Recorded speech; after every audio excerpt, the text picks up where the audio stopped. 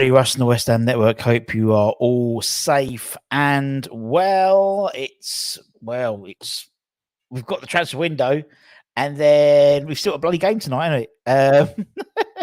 We've still got a game tonight, and this is only be a short video because I've got to go and pick up my daughter and my wife from getting their haircuts. Let's bring Halls in. There we go. How you doing, mate? Hello. Hello. So obviously we've got the bloody game on, innit? We forgot about the bloody game. What a day! There's just so much happening. It's crazy. The Europa League group stages and the game and all that type of thing. As we always try and do, we always try to do a predicted 11 before we kick off. And so we thought we'd do it live today.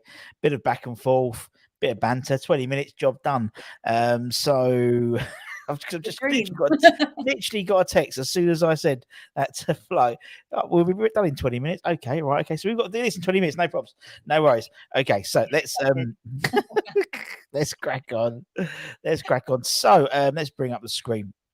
Obviously, we play Luton now. There's obviously we've got we know that in terms of the actual side, we know in terms of who can start. We know that obviously Souček's not going to play, so obviously he's in terms of his protocols with concussion, which is totally fine and totally great.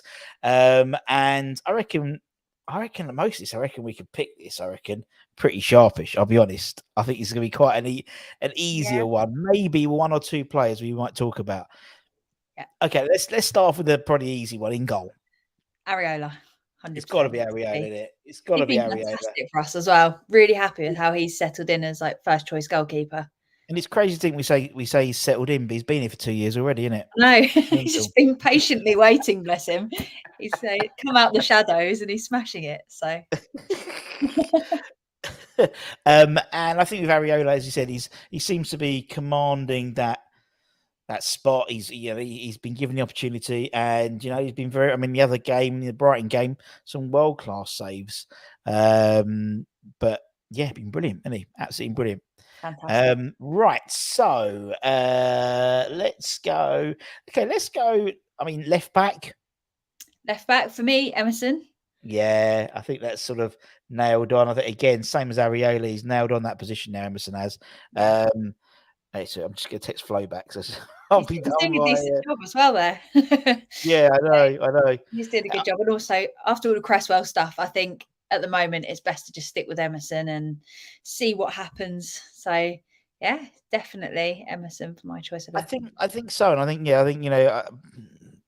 I'll be surprised if we get any business in, I'll be honest, before 11 o'clock. But I think obviously the Cresswell, by the sounds of it, Ian Masterson, could be to Burnley on a loan with a £31 million obligation to buy afterwards. That was who we were sort of earmarked. Also, apparently we've pulled out of the Cossacks deal because it's just too confusing. We might go back and look at that in January, but I think the ship sailed by then. So I think you'll have Cresswell as your backup, and then Ollie Skiles as the one below it. And I think that's what we're going to end up with, to be honest. It's only because we've set the bar so high this window that we're now like we want more. Well, I think Dan made a good point, and I agree. I think in terms of the fullbacks, for me, it's not an area that was a priority this season. I think we've got enough to see us through this season. I think very much next season in the summer will be something we need to look at in terms of bringing in younger fullbacks, replacing the likes of Soufal, replacing the likes of Cresswell, but also not to the detriment of losing someone like Ollie Skiles, who we know the club are very high on. So, yeah, a big chance for him to get in there. Exactly. So I think that's makes sense to me, and we'll see what happens. But maybe this Austrian club's got a couple of good fullbacks coming in soon. If they're going to be our feeder club now, wait and see. Right, centre halves. Okay, obviously Ogbonna played against Brighton, but obviously Aged was suspended. Do you expect Aged to come straight back into the side today? I think he will. I think Ogbonna made a very good point for why he isn't necessarily a massive downgrade. He did a very good job against Brighton, but I think for me, Aged comes back after his suspension. He's been doing well, and yeah, I still really like unless he's on a flight to Saudi Arabia, of course. Yeah, in that case, Ogbonna. If Ogbonna starts, then I think you'd be a bit worried in terms. Panic if he's not in the lineup. Exactly. You just feel like shit. And obviously he's partnered with obviously Mr. Kurt Zuma. That's what I think this one's quite an easy one this week. Yeah, he's been skipper. He'll probably be confirmed to be skipper after the transfer window. That's what Moyes has said. He said he's not going to have a first until after the transfer window. So I don't know why he does that, because he's been captain for the last 3 games and Suspense. Doing the suspense. Sherlock, it's just ridiculous.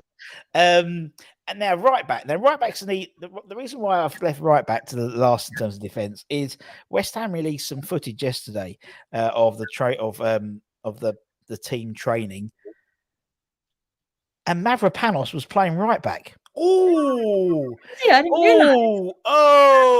Where's the mic? I need a mic. Yeah.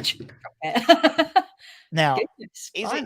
Now I don't even know. I didn't even know he's fit. Firstly, but he was training and he was definitely playing on the right back. I'm not saying he's going to be our right back, but he was playing right back. So I'll be surprised if it's not Soufal. I'll be honest, but I think it's Soufal anyway. But I just thought I'd throw that in because I thought it was quite interesting. I like it. That could be an interesting option though, if he does have the ability to play it right back. He's quick. We know he's quick, and he could. It might be one of those just random ones which just happen sometimes and just works. Like obviously when we started putting Tilo Kehrer on the right back side, obviously he was playing there for Germany, weren't he? But we'll put Soufal, I think, for the time being. He's quite neat. I think Soufal, but I'll just throw that in anyway, just for a bit of fun. Right, midfield. Now, obviously 4 at the back. I'm assuming we're going to go with sort of the 2-1-2 or whatever they call it, 2-3-1 formation. Yeah, pretty much. Yeah. So I think for the 3 that I'm going to have there, for me, it's Paqueta, Alvarez, and James Ward-Prowse. Yeah. Obviously, where we put them, I don't quite know in the formation shape. Yeah.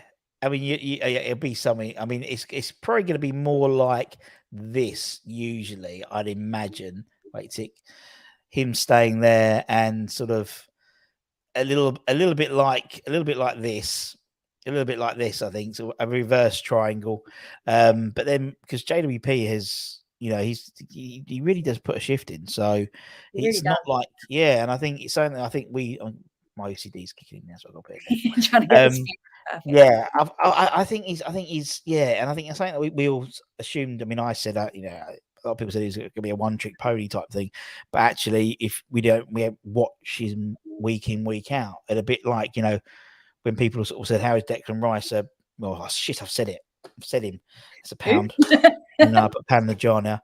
But in terms of someone like, what's happening there? But in terms of people go, that's all he does is just pass the ball backwards. He does a lot of if you look at his running stats, JWP last year ran more than anyone else in Southampton. So he does put a shift in. And he definitely need to put a shift in tonight, that's for sure. I can see that in the last game, though, that he was just covering a lot of ground. And I was quite sort of nervous about his defensive abilities if we played him in a more defensive role, but he's done fantastically for us. Well, it could end up being like this. That's why we got the old PowerPoint, so we can move it around. It might end up more like that, probably, to be honest. And that's fine by me. Because I think they can sit and let the others do what they want to do, and it's probably going to be more like that anyway. But I mean, technically, he had us last week. It was a 4-1-4-1 type formation, wasn't it? Really, with sort of Paqueta on the left hand side, but obviously with Souček not available today, we won't have that formation happening. Right. Okay. So again, let's go on the easy ones. Right wing. Okay, no, maybe not easy one. Okay, right. All right. Who's going to play on the right wing? I'm going to say Bowen. I don't think we should move him, and he's playing really, really well. But I know he's not in the England squad, so maybe try something different. You know what I mean? Yeah. Right. Okay, we'll put Bowen on the right wing. I don't think Moyes is brave enough to do what I want to do. And that would be move Bowen onto the left wing, put Kudus on the right wing, and then put Antonio up front. But I don't think Moyes is brave enough to do that.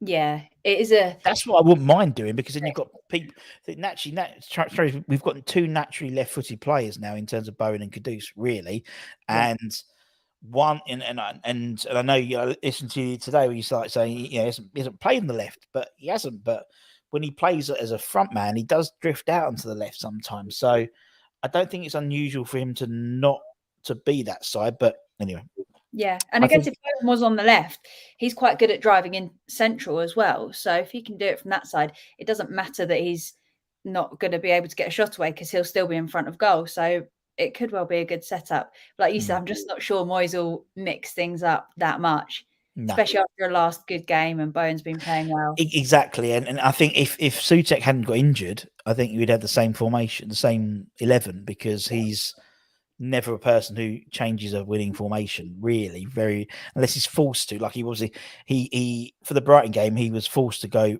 Well, he started very defensive, and with the injuries, with the concussion to Suchek, he then had he could have brought on, Tilo Kira, he could have brought on Fornals, as more of a defensive option, but he actually chose to play Ben Rama, and that changed the dynamic of the game, I thought, for us. And so, yeah, otherwise, away from home, Luton, it's going to be their first game in the Premier League at Kenilworth Road. They're going to be jumping, absolutely jumping. So, yeah. Okay, the left-hand side. This is where I've got more of a struggle. I think Moyes is most likely to start Ben Rama. Yeah, I want to see what Kudus can do, but like you, I'm very torn as to whether we play him out of position on the left or whether we even try him sort of up front as a sub for the striker or swap over Bowen. So I'm going to say I think that Moyes will start Ben Rama on the left. I agree. I think Benny on the left. I think you're right. I think Benny on the left, and then up front. Up front, Antonio for me, I think he was actually fantastic last game. He was looking really clinical. He looks like he's in good shape at the moment as well. I don't know if it's because we were sitting more against Brighton that we were letting them come towards us before we chased. So Antonio wasn't doing as much aimless running, but he didn't look as leggy last game, in my opinion anyway. So I think Antonio could do another good job for us. It's just the question for me is with more possession, which I hope we will have against Luton compared to teams like Brighton, how do we deal with that rather than playing more on the counter? Yeah. Well, I suppose and I think what's going to be fascinating is to see who comes on, who sort of comes on tonight, because obviously we've got the game going, we've still got the transfer window going, and the likes of Cornet, the likes of Fornals, Danny Ings, these guys, Ben Johnson, these guys potentially will be in the squad, but could well randomly leave by by after kickoff, by the final whistle. They was packing up their bags and then driving off to Everton. It's a really bizarre situation. I think it's something that the FA should look at, because it's ridiculous the fact that this is happening, or the Premier League should look at, because I think it's ridiculous, because you've got your mind on the game, but obviously you're trying to get some deals happening, and that's why I don't think we'd see anything after about 5 o'clock, to be honest. But we'll see. Particularly short time. Yeah, exactly. It's just they've got to concentrate on the game. It's about getting 3 points, not necessarily getting us a replacement left back or whatever. But I mean, the bench will be interesting in terms of who is on the bench. Whether Mavropanos is back, is fit enough to be on the bench, will be a good sign. Obviously, you imagine people like Danny, Kudus will be on the bench. We'll have a very strong bench, likes of Pablo Fornals, Cornet, lots of options. Tilo Kira, Ogbonna, Fabianski. It'll be a really good bench. It should be a really good bench. Yeah. Do you reckon we'll see Kudus come on? And if so, when do you reckon? Yeah, I think it'll be on second half. I think it'll come on. I think it'll come on second half. I think, and I mean, Scott made a good point. I'd like to see Benny start and then have Kudus come in for Antonio at 75 and Bowen up top. We know that Bowen's been practicing. We know he's been sort of being converted into a striker eventually. That's Moyes' next winger, converted to striker rather than him to buy a striker. And so, yeah, I think that could happen. Even Kudus, I mean, he's played as a false nine. He's played up front. He's a similar height to Bowen anyway. even go, hopefully it won't be a situation where we're chasing the game.